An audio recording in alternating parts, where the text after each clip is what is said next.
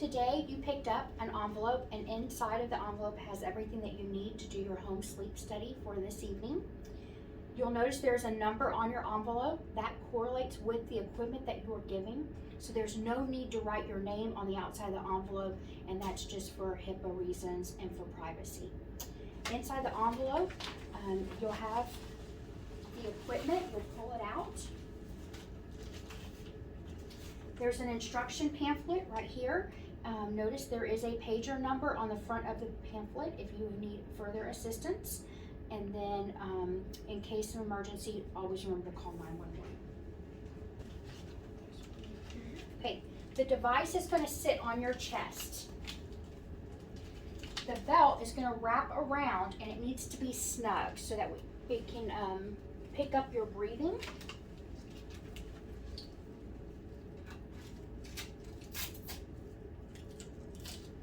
So it should not move down your chest. If you are bustier, you can also put it around your belly, whichever place it needs to be snug. You should have a snug fit. The next thing we'll put on is the pulse oximeter. You'll notice there's tape because you're going to use this tape to secure it. This clip will clip to the belt. It is suggested that you do this on your non-dominant side. My left.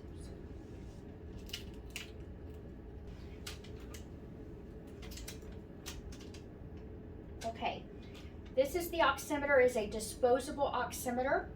In some cases, you may have been sent home with one that looks like this. This is a non-disposable. Still the same thing. On the non-disposable, you just slip it on your finger with the wire up, and I'll show you on her. And then you'll take the tape and you'll secure it to your hand. So that is all that you'll do if you're using the non-disposable. If you're using the disposable, you're going to remove the clear backing. You'll notice there's 2 dots on the back of this. It goes on your finger with the wire up.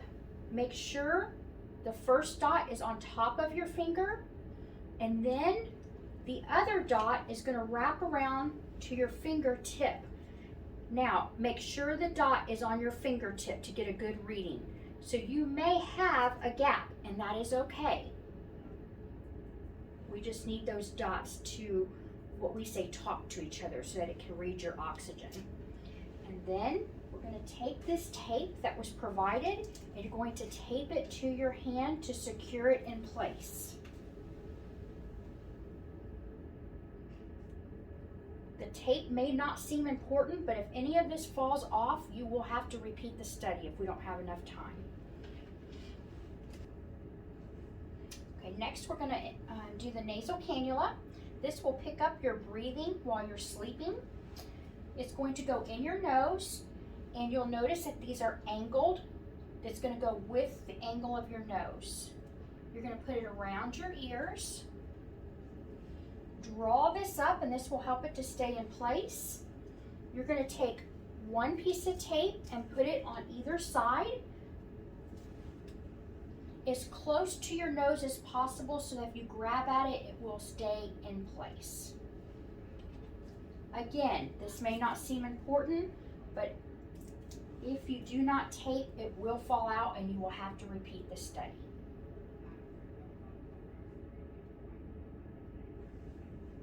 Now that everything's in place, if you get up to go to the bathroom, you're going to just walk with the equipment. It is all run by battery. You're going to go to the restroom and then come back. If you're getting a drink, anything that you're going to do in the night, you're just going to take the equipment with you. Now we're going to turn the equipment on. The start button is in the middle. If you cover the whole button, you won't be able to see when it lights up, and you may end up just turning the equipment right back off. So you'll want to have your finger slightly over to the side, and you're going to hold this down for approximately 3 seconds until you see the green light come on, and then you're going to let go. If you, again, hold it too long, it will go right back off. So this is what it should look like. Now, if you run into this where this light on the bottom left, which would be your bottom left, it would be bottom right if someone's looking at you. This is the effort, this is the belt, and you can see right here, it's not lit up. Sometimes that occurs. If that happens, you can, and it came on now, you can unscrew this very gently, and it will usually come on at that point, and then screw it back on, but don't over tighten because it could break the equipment. So this is what it should look like. You should have a light for the oximeter on your hand. You should have a light for the belt, and you should have a light for the nasal cannula. They should all be green. In some cases, the bottom left, this belt light, may go from red to green. As long as you had green when you initially turned it on and the belt is snug, just don't worry about that light, put a blanket over it, and just go to sleep. Okay, then you need to have the equipment on for 6 hours minimum. Longer than this is fine, but shorter is not. If the equipment is returned with less than 6 hours, you will be called and a repeat study will have to be scheduled.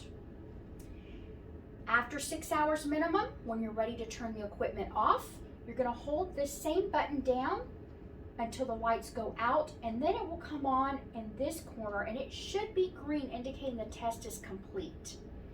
However, red or green, regardless, you're going to hold it down again until all lights are out, and that indicates that the test is no longer running. It is now time to remove the equipment.